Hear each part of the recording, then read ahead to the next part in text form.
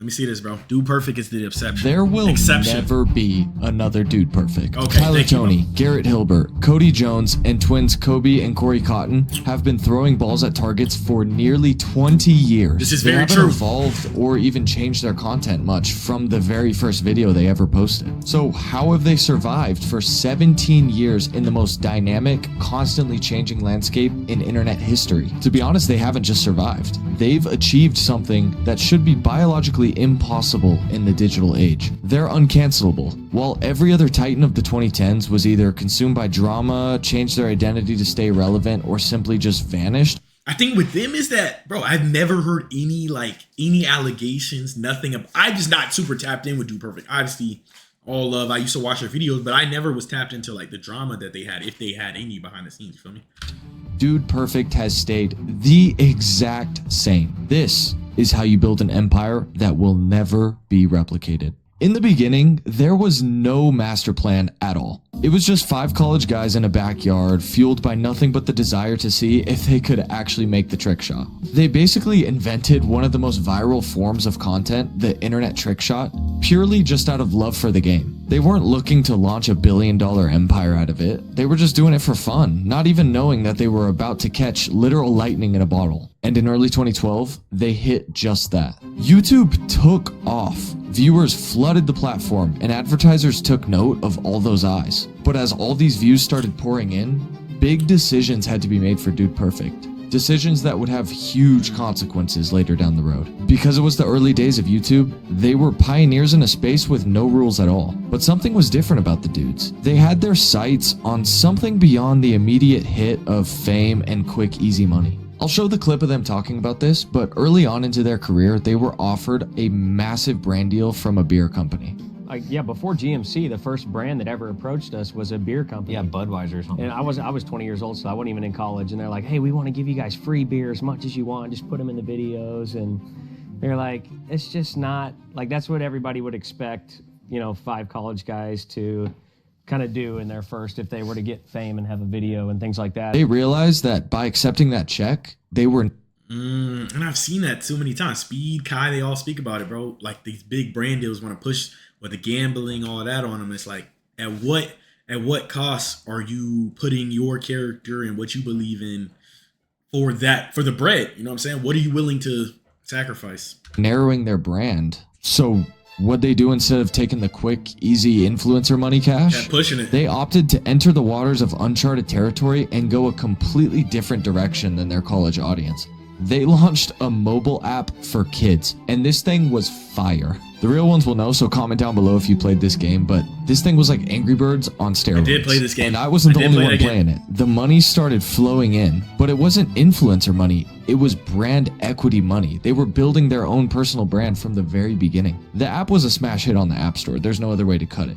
But their views were where they were seeing the real success. They were skyrocketing. Now, normally this level of fortune causes personalities to clash and egos to explode, but Dude Perfect was in it for the long game. But playing the long game with an audience that is constantly growing up and moving on isn't easy at all. I mean, we've seen people with kid audiences crash and burn in the past. So what made Dude Perfect different? How do you build an audience of kids that never grows up for 17 years? Their content hasn't fundamentally changed since their first upload. While every other creator panicked and tried to mature with their audience, Dude Perfect never tried to cater to the people who were leaving. They managed to stay kid-friendly in a way that wasn't cringe or corny, launching offshoots off of their trick shots like Overtime or Dude Perfect Stereotypes, some of the greatest videos that have ever been on YouTube. And they understood a fundamental truth.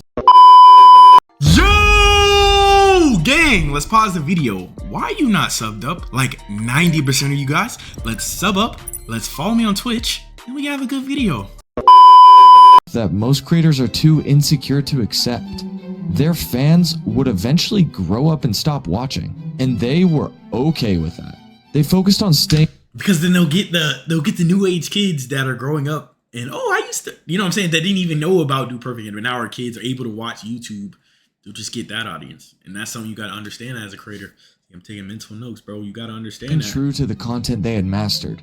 The new content that they pushed into still had the same heart and soul of the... So many creators want to keep growing up. I mean, you're going to grow up inevitably, but like they think they have to change their content as, you know what I'm saying? And in some aspects, yes, but to build a brand, no.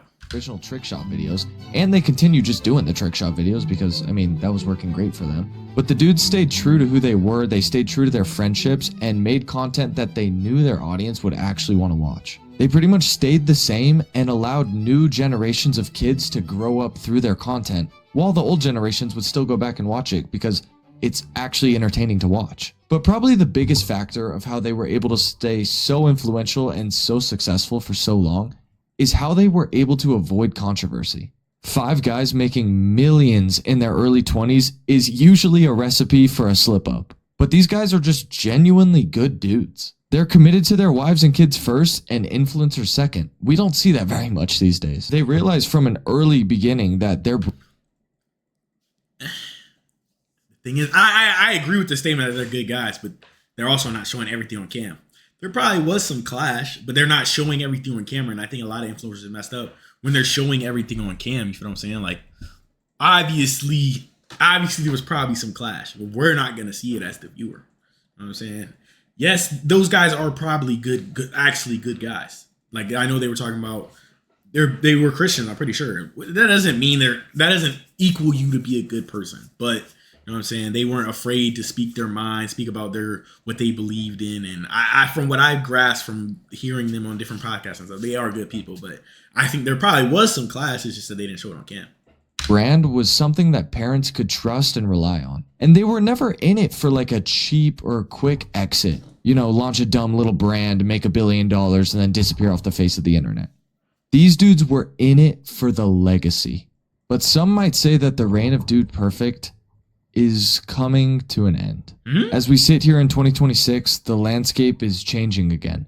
If you look at the raw data, their views aren't really what they used to be. The era of 100 million view trick shot videos is fading as short form content and live streaming take over. But Dude Perfect isn't panicking. They've already pivoted. Garrett Hilbert and some of the other dudes launched Almost Athletes, a podcast where they dive into sports takes, behind the scenes stories, and the reality of tour life. It's like a more intimate podcast. They're not chasing the 2016 numbers. I mean, these guys know that YouTube isn't the same platform it used to be, and whether they like it or not, their audience has grown up a little bit. But their content is pivoting more towards that older audience. I mean, basically an entire generation has grown up with Dude Perfect. And that's the reason they can never be replicated. It isn't because trick shots are that hard to do. I mean, some of their trick shots are pretty impossible, but we've seen other channels on the internet hit some crazy trick shots. But no, Dude Perfect is the blueprint because... But I feel like they could keep going if... the discipline required to... I feel like they could still be bigger if they just tap into like short form. If they're posting all these on short form, gang, you just funnel them. Obviously, it doesn't work exactly like that, but like you can continuously... They know more about the algorithm than I do, so hands down for them, bro. Stay that consistent for 17 years is almost non-existent today.